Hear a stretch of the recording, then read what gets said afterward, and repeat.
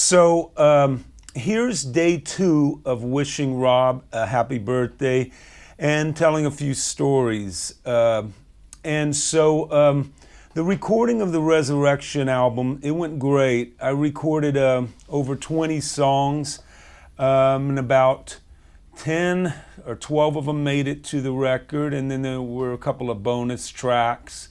I was in the studio there at Sound City in Van Nuys for 5 days recording my tracks, and I pretty much just played the tracks, by myself with a click. And Rob was there watching the whole time behind the glass there at the studio. So that was pretty heavy, having Rob there the whole time I was tracking.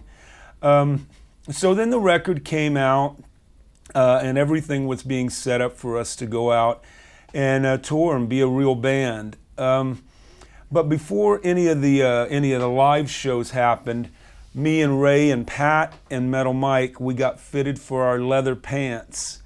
We all wore black leather pants, and we could choose whatever kind of shirt we wanted to wear. I found a couple of tight-fitting black shirts that I really liked, and so that's what I was planning to do. Rob had a whole outfit made up that he was going to wear for this tour, and it was designed by Agatha out of New York City, and she's made clothes for design stuff for Britney Spears, Christina Aguilera, Slash, a whole bunch of others.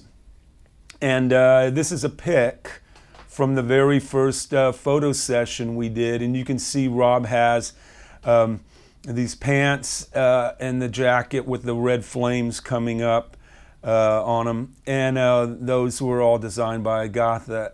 But he also has a vest you can see underneath the jacket. And so we had our wardrobe and the look for the band, and so when the tour was booked for us opening up for Iron Maiden and Queensryche. And the tour, when the tour started, I can't remember if we had already done a couple of shows or not, but Rob had his t-shirt on that he would wear, then he had the vest, and then he had the jacket.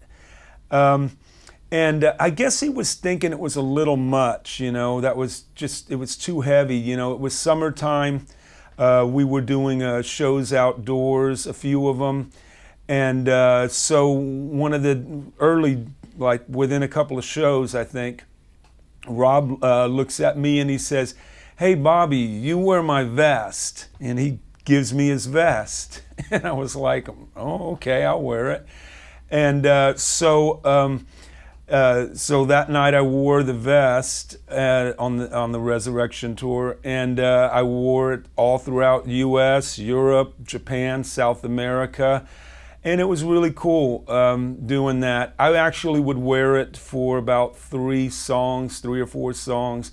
And then there was a break in the set list where I had about 30 seconds where Rob would talk to the crowd, and I would stand up, take the vest off, and then I would play shirtless for the rest of the 50-minute set that we were doing on the Iron Maiden tour there. And that was 24 years ago. I was in much better shape and I could go shirtless, but nah, not anymore. But anyway, I want to tell this last story, and I want to talk about this crazy picture here. This was also on that tour with Iron Maiden and Queensryche in 2000, and this was in North America, somewhere on the East Coast.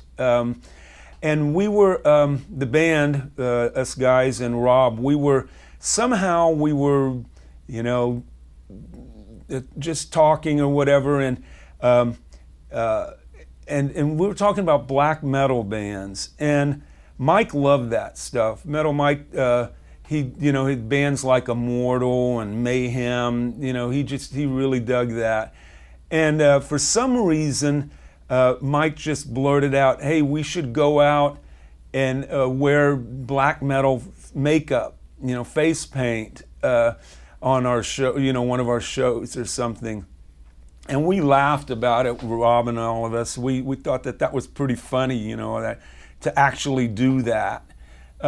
So the next day, me and Ray, Pat, and Metal Mike, we're at the venue in our dressing room, and it's about an hour, hour and a half before our show, and Rob walks in, and he just sort of flings these tubes on the table there in the dressing room, and we're like, Rob, what's all this? And he said, well, you guys wanted to do the black metal makeup for the next show. Here it is. And we're like, hell yeah, you know, let's do it. So it was black and white face paint. So we did our own makeup. We just started going at it. And I remember us coming out of the dressing room and walking through the hall there of the venue and onto the stage, and the Iron Maiden and Queensryche guys looking at us like we were some kind of nuts. Yeah, it's those crazy Halford guys. And you know, in the early 80s, Iron Maiden actually opened for Judas Priest. And that was, you know, and this is almost 20 years later, and Rob's opening up for Maiden, and he's got this face paint on, you know. They must have thought he was crazy, but, you know, he was just having fun, and he didn't care, so whatever. We went on stage, though, and to play it was a 50-minute set, so we were playing about 9 or 10 songs.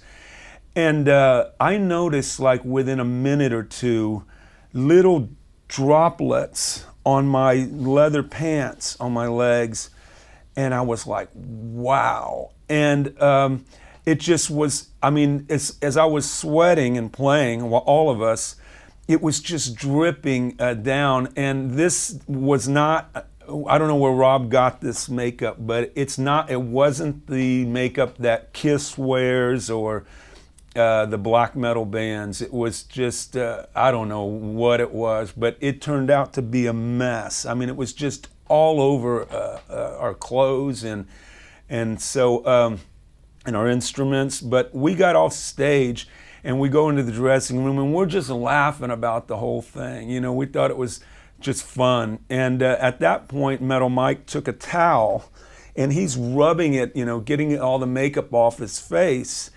And when he pulled the towel off, he had these 2 black circles just around his eyes. And Rob looked at him, and Rob was laughing so hard. Rob was like, Metal Mike, you look like a raccoon. And it was just so cool and funny at the same time. And so anyway, that's a great memory. And so that's it.